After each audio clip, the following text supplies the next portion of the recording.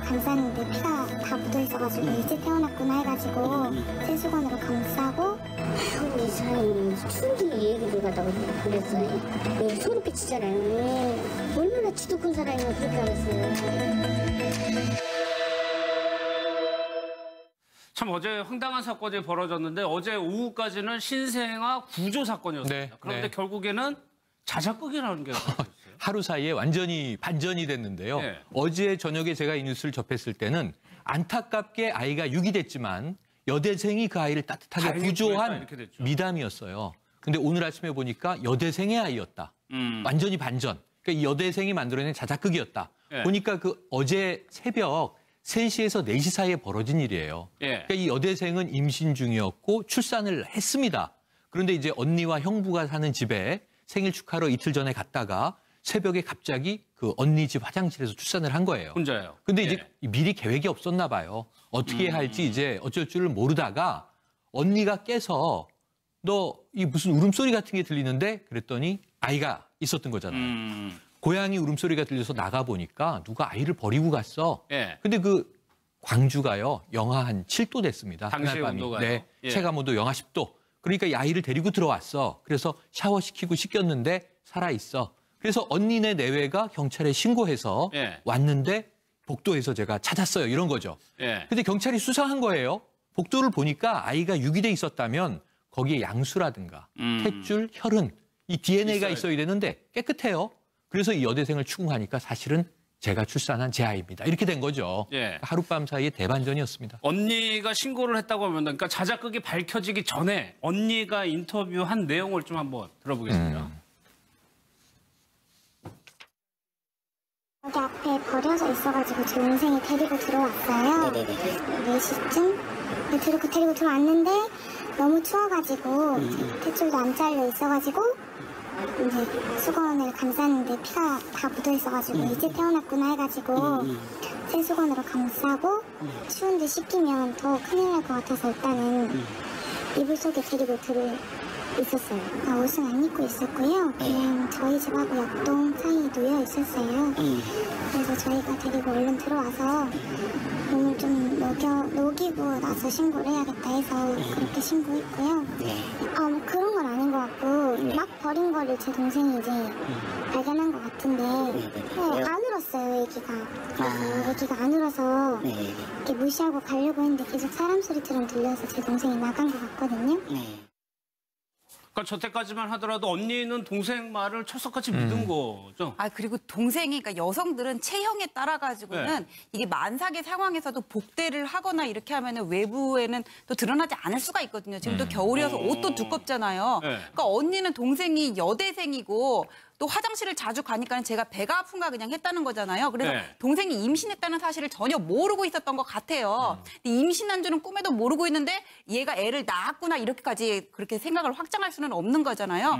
그래서 밖에서 누가 고양이 울음소리가 들려가지고 나갔더니 아기가 있었다 이 말을 그냥 철석같이 믿었던 것 같아요. 그러니까 또 경찰에 신고도 한 거겠죠. 예. 그러니까 좀 애초에 좀 궁금한 점이 이게 만삭이 돼가지고 애를 출산할 지경까지 됐는데 가족들이 모를 수가 있느냐. 예. 이제 몰랐다는 거거든요, 가족들이. 예. 모를 수도 있을 것 같습니다. 왜냐하면 같이 동거하고 있으면 모르겠습니다만 따로 살고 있었고. 잠깐 놀러 온 거면? 예, 잠깐 놀러 왔고 또 요즘 겨울철이다 보니까 옷을 두껍게 입고 있으면 사실 모를 수도 있을 것 같아요. 예. 실제로 그래서 동생이 했던 이야기를 언니나 형부가 제대로 알았다면 경찰에 신고까지는 하지 않았었겠죠. 알고 있었다면. 예. 그래가지고 이 경찰이 수사를 할 수밖에 없습니다. 왜냐하면 신생아가 유기가 된 상황이기 때문에 경찰의 얘기를요 한번 좀 들어보고 이어가겠습니다.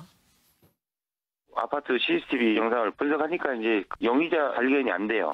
그 산모나 언니 형부한테 유전자 감정 의뢰를 전체를 다 실시할 계획이다. 처음에는 전혀 내색을 안고 있다가 언니하고 부모님 집으로 귀가하려고 가다가 들은 거죠. 그때 당일이 형부 생일날이었습니다. 같이 식사도 하고 놀다가 그때 당시에 이제 화장실을 자주 갔다 그래요. 언니는 이거 배가 아파서 그런가 보구나 이런 식으로 생각을 했는데 언니 집에 왔을 때도 펑퍼짐한 옷을 입고 겨울철이니까 그런 사실에 대해서 인지를 못했다고 진술을 해서 부모님이 오셨는데 왜 이 얘기를 안 했냐고 우시고 그러시더라고요. 지금은 본인이 아이 키우겠다. 처음에는 이제 부모님한테 혼나고 이런 거 두렵고 그러니까 양육을 포기하려고 이렇게 자작극 벌인 건데 후회스럽다고. 박성현 변호사님, 저때 경찰 입장에서는 구조한 건 구조한 거지만 네. 버린 사람을 잡으려고 수사는 해야 되는 거 아니에요? 당연하죠. 실제로 경찰이 수사를 하려고 보니까 현장에 근데 양수도 없고 지금 네. 신생한데 그리고 혈흔 흔적도 전혀 발견돼 있지 않았고요. 그래서 의심을 할 만한 상황이었었죠. 그래서 그 여대생을 포함해서 가족들 유전자 감식 이야기까지 나오니까 더 이상은 여대생이 버티지를 못했던 것 같습니다. 순진하게 생각을 했던 것이죠. 이렇게 하면 네. 본인이 직접 키우지 않고도 어떻게 일 처리를 할 수 있을 것이라고 생각을 했었던 모양인데 경찰이 의심을 갖고 이렇게 수사망을 좁혀오다 보니까 결국 언니한테 고백을 합니다. 그리고 네.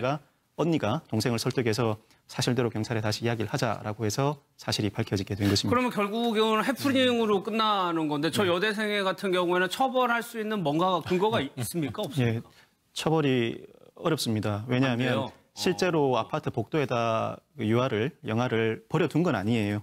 그래서 그렇죠. 유기죄는 네. 안 됩니다. 그리고 경찰에 허위 신고한 것은 경범죄처벌법상의 처벌 규정이 있긴 합니다만 이 여대생이 스스로 신고한 것도 아니고 형부가 신고를 했습니다만 형부한테 신고해 달라고 했던 것도 아니고 형부도 네. 속아서 신고를 한 거기 때문에 경범죄처벌법상 허위 신고죄로도 처벌하기가 어렵습니다. 아, 저 아기를 실제로 밖에다 두고 있다가 들어온 게 아니고 그냥 안고 네. 있었기 때문에 예, 예. 유기한 게 아니다. 예. 그러면 이 여대생은 왜 이런 지경까지 네. 상황을 만들었을까? 그러니까 계획 없이 지금 10개월을 아이를 배 속에 넣고 있다가 네. 출산된 이후에 이 아이를 키울 자신은 없고 가족에게 이걸 다 정말 진실을 토로할 자신도 없고 그런데 그 당시에 또 남자친구 아이의 아빠에게 전화를 했는데 전화가 불통이었다는 거 아니에요. 예. 그러니까 이 여대생이 학생이긴 하지만 24살이니까 성인입니다. 예. 얼마 전에 그 새 자녀를 불에 이 실화가 아니고 방화로 죽게 한 엄마가 나왔잖아요. 예. 어린 나이에 새 아이를 낳아서 경제난에 휩싸였던 거 아닙니까? 근데 이 여대생도 비슷한 처지였을 것 같은데 조금 이 아이 아빠와 엄마가 먼저 그럼 우리가 어떻게 하자. 양가 부모님에게 실토를 하자. 아이를 낳아야 되니까. 예. 그다음에 어떻게 키울지를 고민을 하자. 그럼 결혼을 할 것인지 따로 키울 것인지 이것을 현명하게 얘기를 하고 주변 어른들의 조언을 구하고 동의를 받았어야 돼요. 예. 아이는 태어났는데 얘기하자니 난감하고 임기응변으로 주워왔어요. 이렇게 돼버린 거죠. 근데 지금 이 상황이 벌어지고 보니까 법적 처벌 안 되고 해프닝으로 끝났는데 이 여대생이 마음을 돌려먹은 건 큰 다행입니다. 네, 예. 키우기로 잘 했다. 키우겠다 그러겠죠. 키우기로 했다. 이렇게 이제 언니와 형부 또 이제 엄마 아빠가 알았으니까 도와주겠죠. 남아있는 게 뭐냐면 이 사건에서 저는 남자의 책임이 지금 빠져 있어요. 아, 그렇죠. 아이의 아빠의 입장이 나와야죠. 예. 제가 무슨 일을 해서라도 이 아이 하나는 열심히 키우겠습니다. 결혼 여부와 상관없이 이 아이의 부모로서의 책임은 다하겠습니다. 이런 정도 얘기를 하면 사회가 그다음에 온정적으로 도와주지 않겠습니까? 예. 그래서 어쨌든 지금은 아주 이게 나쁜 상황으로 가다가 아이는 살아남았고 진실은 밝혀졌기 때문에 처벌받는 사람도 없고요. 이젠 이 아이를 어떻게 잘 키울지 이것만 고민하시면 그러네. 좋겠습니다. 그러니까 애기 아빠한테 연락이 안 된다고 그냥 둘 게 아니라 연락처는 알 거 아니에요. 어떻게든 찾아내가지고 친자인 게 확인이 되면은 예. 굳이 혼인 신고를 안 하더라도 뭐 양육비는 지급받을 수 있거든요. 그래서 양육은 누가 하고 양육비는 어떻게 하고 이런 부분들에 대한 협의가 반드시 이루어져야 되겠죠. 예, 알겠습니다. 다음은 좀 판결 내용 좀 짧게 좀 살펴보겠습니다.